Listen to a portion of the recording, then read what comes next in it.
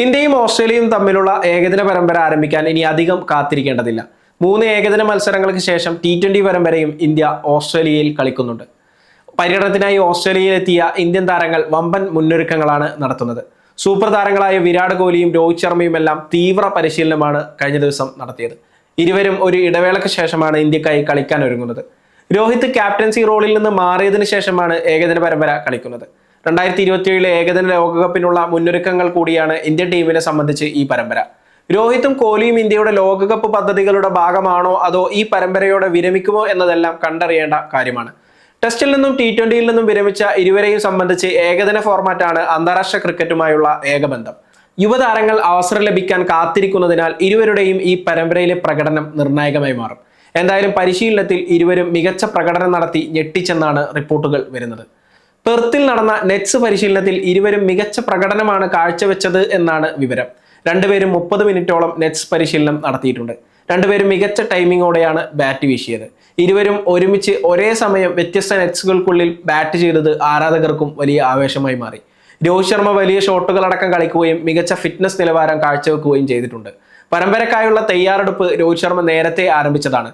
ബംഗളൂരുവിലെ ദേശീയ ക്രിക്കറ്റ് അക്കാദമിയിലെത്തിയ രോഹിത് ശർമ്മ ഫിറ്റ്നസ് ടെസ്റ്റ് അനായാസം വിജയിച്ചിരുന്നു. ദേശീയ ക്രിക്കറ്റ് അക്കാദമിയിൽ ബാറ്റിംഗ് പരിശീലനവും നടത്തിയ രോഹിത് ഓസീസ് പര്യടനത്തിന് മുന്നോടിയായി തന്റെ ശരീരഭാരവും കുറച്ചിരുന്നു. അതേസമയം വിരാട് കോഹ്ലി കുടുംബത്തോടൊപ്പം ലണ്ടനിലായിരുന്നു ഉണ്ടായിരുന്നത്. കോഹ്ലിയുടെ ഫിറ്റ്നസ് ടെസ്റ്റ് ലണ്ടനിലാണ് നടത്തിയത്. കോഹ്ലിയുടെ ലണ്ടനിൽ നിന്നുള്ള ചില ചിത്രങ്ങൾ പുറത്തു വന്നതോടെ കോഹ്ലിയുടെ ഫിറ്റ്നസ് നിലവാരമടക്കം ചോദ്യം ചെയ്യപ്പെട്ടിരുന്നു.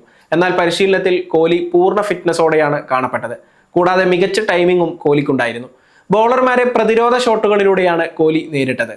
എന്നാൽ ഓഫ് സ്റ്റംപിന് പുറത്തുള്ള ചില പന്തുകൾ നേരിടാൻ കോഹ്ലി അല്പം പതറിയത് ആരാധകരെ ആശങ്കയിലാക്കി. എന്തായാലും മൊത്തത്തിൽ ഇരുവരുടെയും പരിശീലനത്തിലെ പ്രകടനം ഇന്ത്യക്ക് പ്രതീക്ഷ നൽകുന്നതാണ്.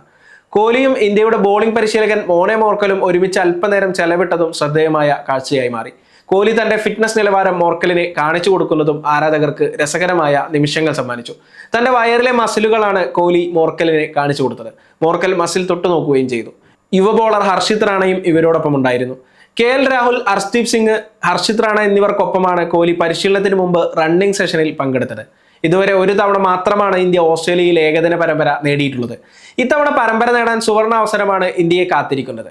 രോഹിത്തിന്റെയും കോഹ്ലിയുടെയും പ്രകടനം ഇന്ത്യയെ സംബന്ധിച്ച് വളരെ നിർണായകമാണ്. രോഹിത് ശർമ്മ ഇത്തവണ നായകൻ എന്ന ഭാരമില്ലാതെയാണ് പരമ്പരക്കിറങ്ങുന്നത്. ശുഭ്മാൻ ഗില്ലാണ് ഇന്ത്യയെ ഓസീസ് ഏകദിനത്തിൽ നയിക്കുന്നത്.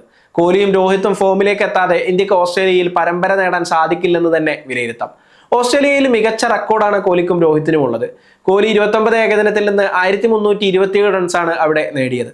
51.03 ശരാശരിയിൽ മിന്നിച്ച കോഹ്ലിയുടെ അക്കൗണ്ടിൽ 5 സെഞ്ചുറിയും 6 50യും ഉൾപ്പെടും.